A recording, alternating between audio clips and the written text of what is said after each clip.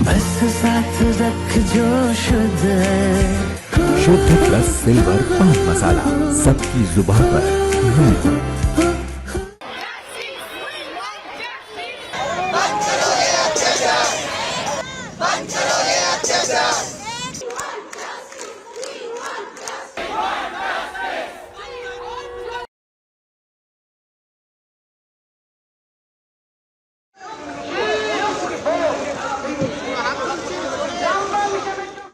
जो मुख्यमंत्री हैं उनके अंदर स्वास्थ्य मंत्रालय है, उनके अंदर सारे उनके रूल है, पुलिस है।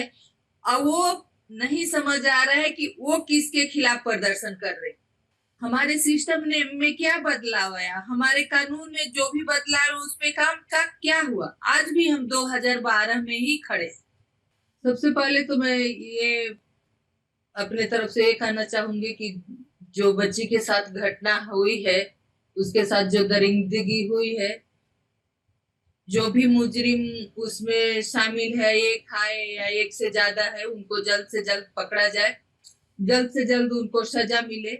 लेकिन आज 6 दिन हो गया, न पुलिस और अभी सीबीआई तो कल से लगी है, अभी कोई डिसीजन पे नहीं पहुंचा गया कि नहीं उस बच्ची के साथ एक था या और कोई शामिल है, या उसको कैसे इंसाफ मिलेगा, ये सोचना बहुत दूर की बात है।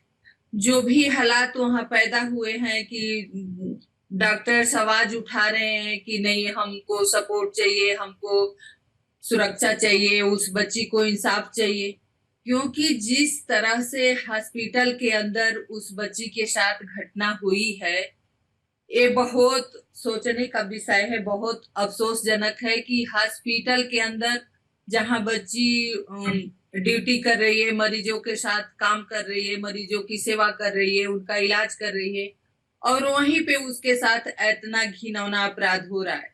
तो अगर कहते हैं कि डॉक्टर भगवान होते हैं, अगर डॉक्टर अगर हॉस्पिटल के अंदर खुद जहां वो ड्यूटी पे है और वहां वो सुरक्षित नहीं है, तो आप आम महिला और बच्ची के लिए क्या सोच सकते। लेकिन सबसे दुर्भाग्यजनक ये है कि जो वहां पे हालात पैदा हुई है,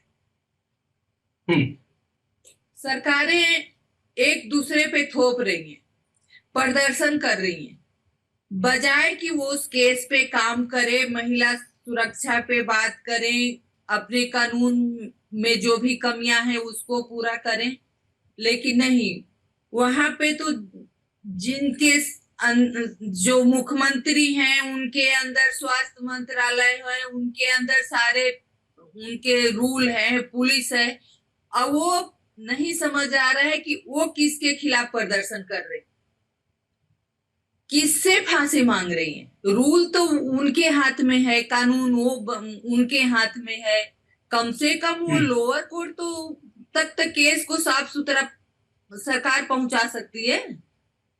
तो चिंताजनक है कि जो भी वहां डॉक्टर्स आवाज उठा रहे हैं उस बच्ची के लिए, अपने सेफ्टी के लिए, उनको दबाया जा रहा है। उनको दबाने के लिए, उनको डराने के लिए हॉस्पिटल के अंदर एक भीड़ आती है, तोड़ फोड़ करती है, मारपीट करती है, उनको धमकी देती है नर्सों को कि हम उसी डॉक्टर की तरह हालात करें।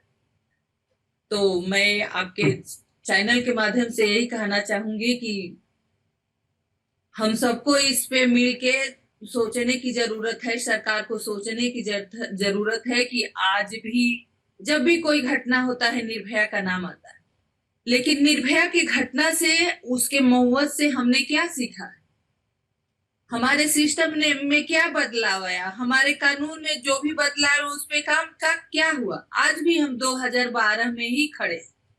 तो हम यही चाहते हैं कि जो भी हमारे देश के डॉक्टर्स बाहर रोड पे हैं उनको इंसाफ मिले, उस बच्ची को इंसाफ मिले, उस माँ बाप को इंसाफ मिले, क्योंकि ये घिनौना जो अपराध हुआ है, जो उनके माँ बाप के बयान आ रहे हैं, टीवी पे देख रहे हैं कि पोस्टमार्टम रिपोर्ट कुछ और कह रही है, जिस तरह से बच्ची के साथ बर्बरता हुई है, तो कहीं ना कहीं लग रहा है कि हम लोगों के नजरे से कुछ छिपा हुआ है, वो बाहर आना चाहिए।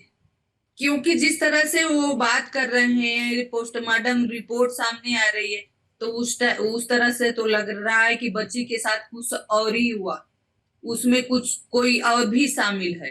क्योंकि एक आदमी इतना काम नहीं कर सकता अकेले। तो हम यही चाहेंगे कि जो भी हुआ, बच्ची अब इस दुनिया में नहीं है, तो उसके माँ बाप को इंसाफ मिले। जो हमारे डॉक्टर्स बाहर प्रदर्शन कर रहे हैं, उनको जो भी मांगे हैं सरकार उनकी मदद करे। आज 6 दिन हो गया, अब कहीं कोई उस केस में कुछ भी निकल के नहीं आ रहा है। अभी एक मुजरिम पकड़ा गया है, तो कहीं ना कहीं इसमें जो कुछ है केस में लग रहा है कि नहीं कोई और शामिल है। तो इस पे जांच होनी चाहिए और जल्द से जल्द चीजें सामने आने चाहिए, तभी तो केस आगे बढ़ेगा। तभी तो 6 दिन हो गए, अब कुछ भी सामने नहीं आया, तो उसके माँ बाप को संतोष कैसे होगा? जो डॉक्टर्स बाहर हैं उनको कैसे, क्या आप कहेंगे, क्या जवाब देंगे?